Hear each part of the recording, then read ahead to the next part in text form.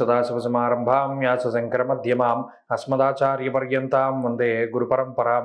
జ్యోతిష్ శాస్త్రాన్ని భావితరాల వారికి ప్రసాదించిన ఋషుల యొక్క పాదపద్మాలకి నమస్కారం చేసుకుంటూ, అలాగే నాకు ఈ జ్యోతిష విద్యను నేర్పిన గురువర్యులు జ్యోతిష బ్రహ్మ కీర్తిశేషులు శ్రీ ఈరంకి సూర్యనారాయణమూర్తి గారు, సూర్యశ్రీ దైవజ్ఞ గారి యొక్క పాదపద్మాలకి నమస్కారం చేసుకుంటూ, ఓం శ్రీ మహాగణాధిపతి నమః, శ్రీ గురుభ్యో నమః, హరి ఓం. వీక్షకులందరికీ నమస్కారం. జూలై నెల 21వ తారీఖు లగాయతు జూలై 27వ తారీఖు శనివారం వరకు ఉండేటువంటి గ్రహగతుల ఆధారంగా ద్వాదశ రాశుల వారికి ఈ వారం ఏ విధమైనటువంటి శుభాశుభ ఫలితాలు కలగబోతున్నాయో ఈ కార్యక్రమం ద్వారా తెలుసుకుందాం. అందులో భాగంగా ఈ వారం ఉండేటువంటి గ్రహస్థితిని గమనిద్దాం. ఈ వారంలో గురు కుజులు వృషభ రాశి యందు సంచారం చేస్తూ ఉండగా, కర్కాటక రాశి యందు రవి శుక్రులు, అలాగే సింహరాశి యందు బుధ గ్రహము, కన్యా రాశి యందు కేతువు, కర్కాటకమందు రవి శుక్రులు, కుంభమందు వక్రించినటువంటి శనేశ్వరుడు, మీనరాశి యందు రాహువు, అలాగే చంద్రుడు ఈ వారంలో మకర, కుంభ, మీన రాశుల యందు సంచారం చేస్తూ ఉన్నారు.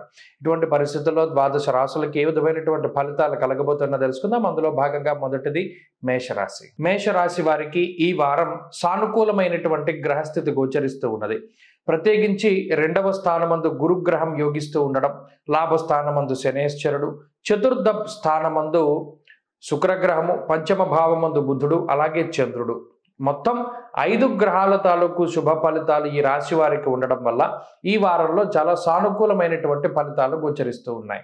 ప్రత్యేకించి 2, 11 స్థానాల్లో గ్రహాలు యోగించడము, చతుర్థ పంచమ కేంద్ర కోణ స్థానాల యందు గ్రహాలు యోగిస్తూ ఉండడం లాంటివి విశేషమైనటువంటి శుభ ఫలితాలు. అనగా ఈ గ్రహస్థితి వల్ల కుటుంబపరమైనటువంటి విషయాలలోనూ, విద్య, ఉద్యోగము, వ్యాపారము ఇటువంటి విషయాలలోనూ ఉండేటువంటి అనేక రకాలైనటువంటి చిక్కుల బారి నుండి ఈ రాశి వారు బయటపడడానికి అవకాశం ఉంటుంది.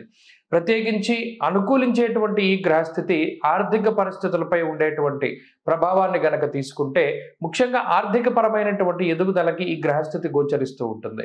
ఆదాయ మార్గాలు పెంచుకోవడానికి, అలాగే ఆదాయం కొంత అధికంగా రావడం వల్ల ఏదైనా రుణ బాధలు తగ్గించుకోవడానికి, స్థిర చర ఆస్తుల తాలూకు కొనుగోలుకి, అలాగే అమ్మకాలకి కూడా ఈ గ్రహస్థితి చాలా గొప్పగా ఉపయోగపడుతూ ఉంటుంది. అంతేకాకుండా కుటుంబ సంబంధమైనటువంటి వ్యవహారాలు, అటు జీవిత భాగస్వామి కానివ్వండి, సంతానం కానివ్వండి, తల్లిదండ్రులు కానివ్వండి, లేదా తోబుట్టువులు కానివ్వండి, బంధువులు మిత్రాదులతో ఉండేటువంటి సఖ్యత పెరుగుతూ ఉండడము, వారితోటి ఎక్కువ సమయాన్ని గడుపుతూ ఉండడము, సంతోషకరమైనటువంటి వాతావరణం ఉండడం లాంటివన్నీ కూడా ఈ వారంలో ప్రధానంగా చూడవచ్చును.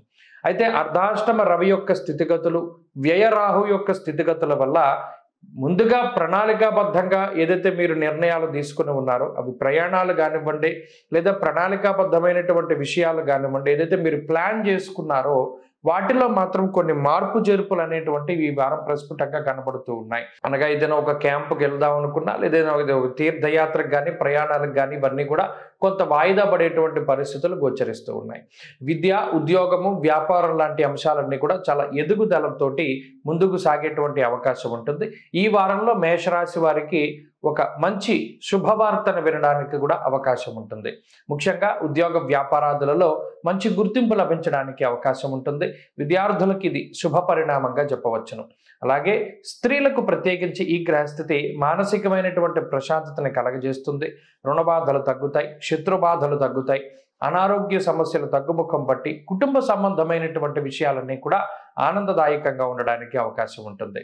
మేషరాశి వారు ఈ వారం మరింత అనుకూలమైనటువంటి ఫలితాలని సాధించడానికై దత్తాత్రేయ స్వామి వారి యొక్క ఆరాధన చేస్తూ ఉండడం చెప్పదగినటువంటి సూచన.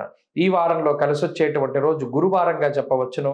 అదృష్ట సంఖ్య 2, అదృష్ట వర్ణము పసుపు.